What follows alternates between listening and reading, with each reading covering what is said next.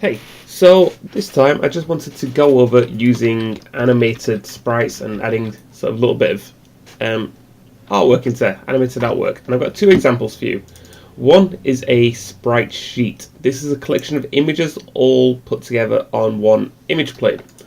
The other example is a series of images that are also done with small minor tweaks between them. So I'm going to show you sort of both processes. Obviously, your sprite sheet is you're only loading in one image, and this is sort of a good way of doing that, but it can be complicated setting up.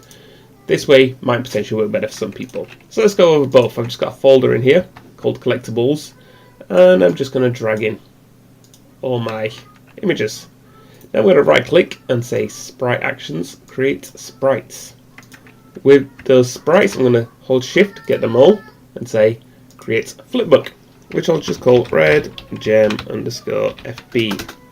Open that up. That's going to open up your flipbook editor, and you can see your thing. You can also increase your frame rate or decrease your frame rate, or, so tweak that tool, what sort of works and looks good for you. Now I want to go through the other examples as well, so I've got my fire folder here, and I'm just going to import this fire texture.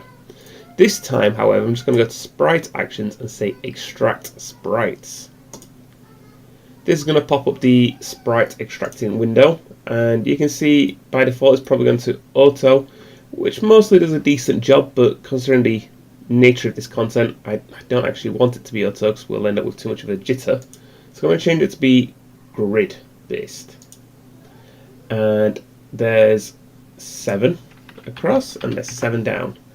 So this is the cell width. So because it's 7, I'm just going to divide this by 7 and divide you by 7 as well, and then go ahead and press extract.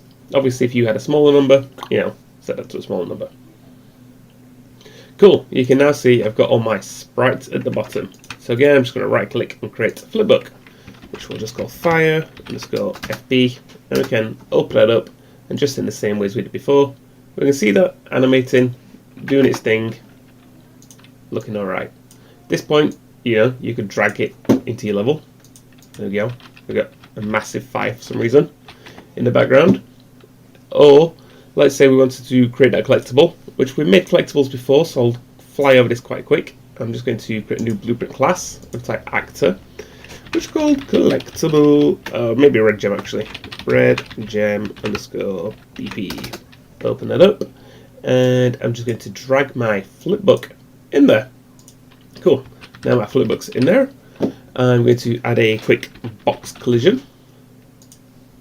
Now, with the red gem, I'm just going to turn the collision off it, because I don't want to collide with the sprite itself. I don't want to collide with the box.